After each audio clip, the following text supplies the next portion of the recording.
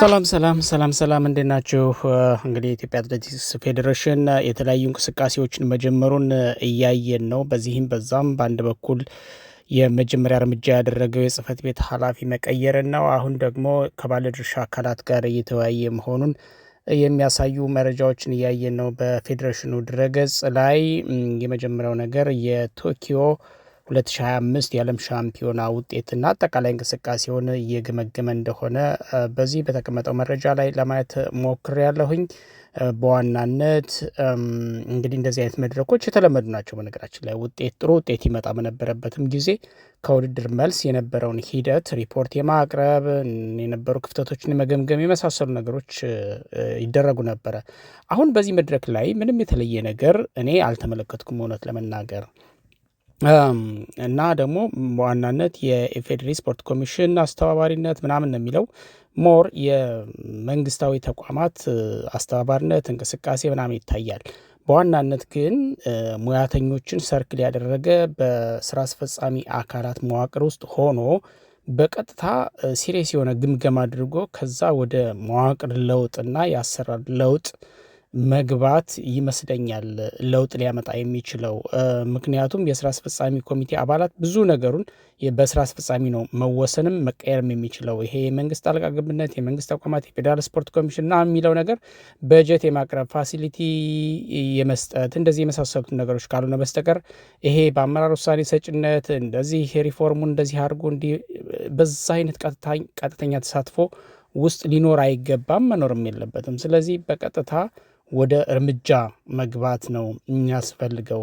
እርምጃ ለመግባት ደግሞ የስራ አስፈጻሚ ኮሚቴው ባለሙያዎችን የሚመለከታቸውን አካላት ሰብስቦ በአስቸኳይ ሪፎርም መደረግ ያለበት ኤሪያ ላይ ሪፎርም ማድረግ ሳይውል ሳያድር በዛ መንገድ መሄድ የተሻለ ይመስለኛል እንጂ እንደዚህ ባለድርሻ አካላት የክልል ስፖርት ተወካዮች፣ የቀድሞ አሰልጣኞች፣ አሁን ያሉ አሰልጣኞች፣ የቀድሞ አመራሮች ምናምን በሚል ዝም ብሎ ሰብስቦ ሆቴል ውስጥ አሁን ችግራችን ይሄ ነው እንደዚህ ነው የተለመዱ በእርግጠኝነት እዚህ ስብሰባ ላይ ብገኝ የሚነሱት የተለመዱ ከዚህ በፊት ይነሱ የነበሩ ነገሮች ናቸው። የብሔራዊ ቡድን መፍረስ፣ የስፖርት ማዘውተሪያ እጥረት፣ የአትሌቶች ይሄ ምንድነው የሀገራዊ ስሜት መቀዝቀዝ፣ የቲም ስፕሪት መጉደል፣ የማናጀሮች ጣልቃ ገብነት፣ ይሄ ግል ጥቅመኝነት፣ የግለሰቦች ፍላጎት፣ የአመራሮች ድክመት፣ ፖለቲከኞች ጣልቃ ገብነት፣ ብቻ ብዙ ነገር የሚነሳ ከዚህ በፊት ለብዙ ዓመታት ሲነሱ የነበሩ ነገሮች ናቸው።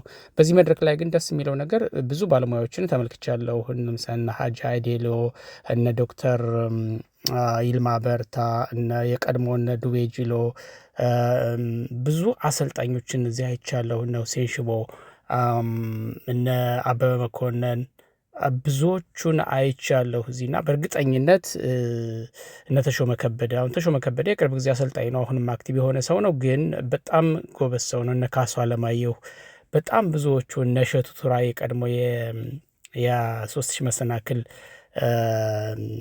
ሯጭ ነበረ እና ውጤታማ ነበረ። እንደውም በታሪክ የመጀመሪያ የብቸኛው ውጤት ነበረ እና አሁን በቅርቡ እነ ለሜቻ ከመምጣታቸው በፊት ለብዙ ዓመታት የሱ ውጤት የኢትዮጵያ ሪካርድ ሆኖ የቆየ ነበር። እሸቱ ቱራ በነገራችን ላይ አሰልጣኝ እንደሆነም እናውቃለን በአሁኑ ሰዓት እና አበበ መኮንን ያው የማራቶን ሯጭ ነበረ እንደምናውቀውና እንደዚህ አይነት ባለሙያተኞች በእርግጠኝነት የሚሰማና የሚተገብር ሰው ካለ ኮንክሪት የሆኑ መረጃዎችን፣ ሀሳቦችን፣ ትችቶችን፣ ገንቢ የሆኑ እንትኖችን ምንድነው ክሪቲሲዝሞች ማቅረባቸው አይቀርም፣ ግን የሚሰማ የለም ነው ዋናው ነገር።